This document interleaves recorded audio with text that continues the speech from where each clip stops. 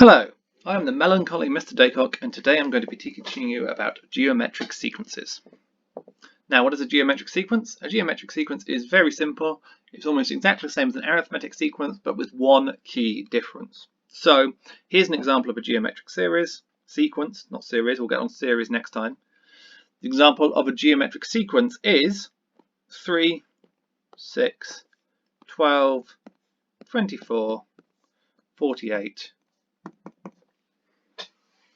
Let's take a moment, see if we can spot the difference between this and an arithmetic sequence.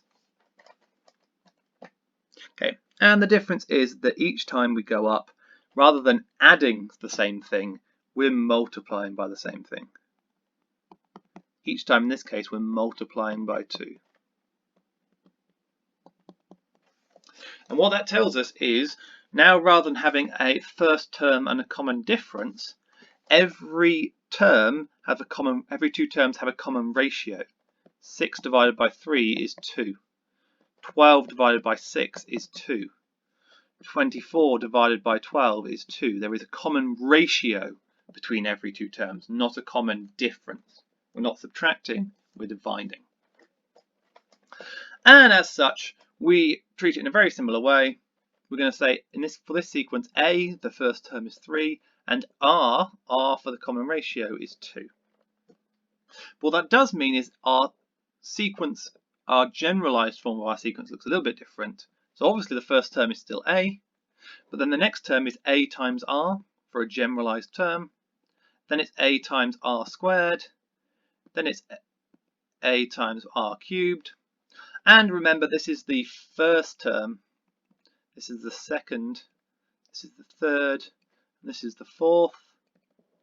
And if we notice, the power is what matches with the term, except that in every case it's one less.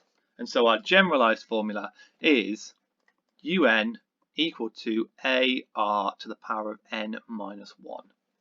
So whatever term you're looking at, it's n minus 1 on the power of r.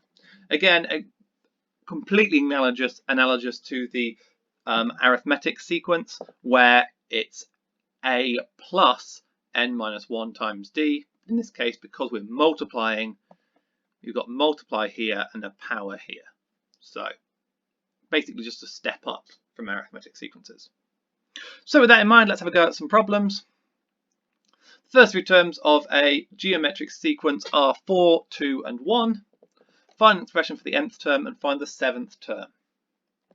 So we're looking for, we know our expression for the nth term is going to be of the form ar to the n minus 1.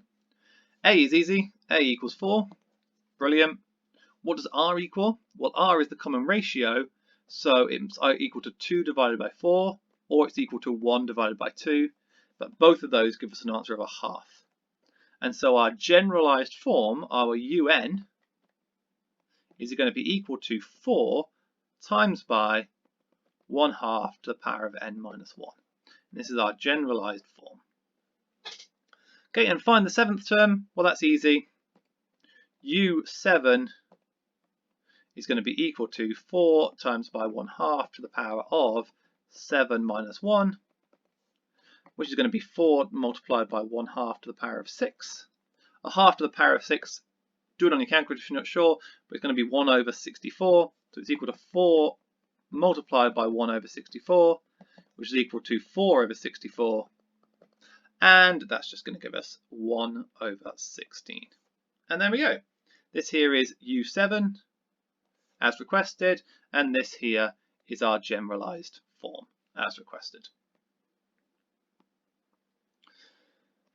Here's one slightly more difficult. The nth term of a geometric sequence is un. Given that u5 is 1 and u7 is 25, find an expression for un. So in this case, what we're going to do is exactly the same thing. Un is equal to ar to the n minus 1. But we don't know a or r, but what we do know is we know u5 is equal to ar to the 4, and we know that u7 is equal to ar to the power of 6. And we know that u5 is 1 and u7 is 25.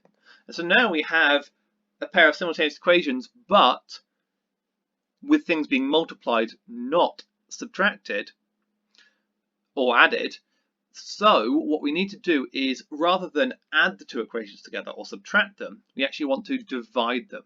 So if I call this equation 1 and this equation 2, I'm going to do equation 2, because it's got the larger power, divided by equation 1, which has the smaller power, which is going to give me ar to the power of 6 over ar to the 4 is going to be equal to 25 over 1. And that's going to give me the a's cancel. The powers of r to the 6 divided by r to the 4 is going to be r to the power of 2, and 25 divided by 1 is 25. And so now my r value, well, it didn't specify if r was positive or negative, so r is either plus 5 or minus 5. If r squared is 25, r is plus 5 or minus 5.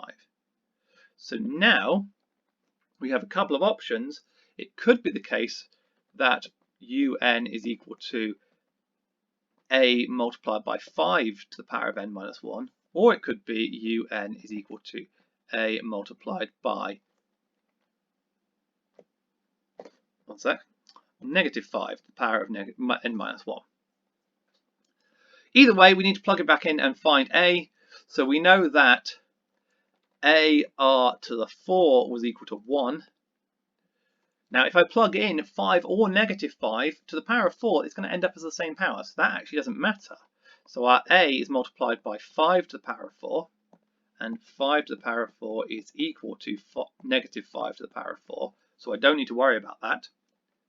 And that's equal to 1, which means I've got 625.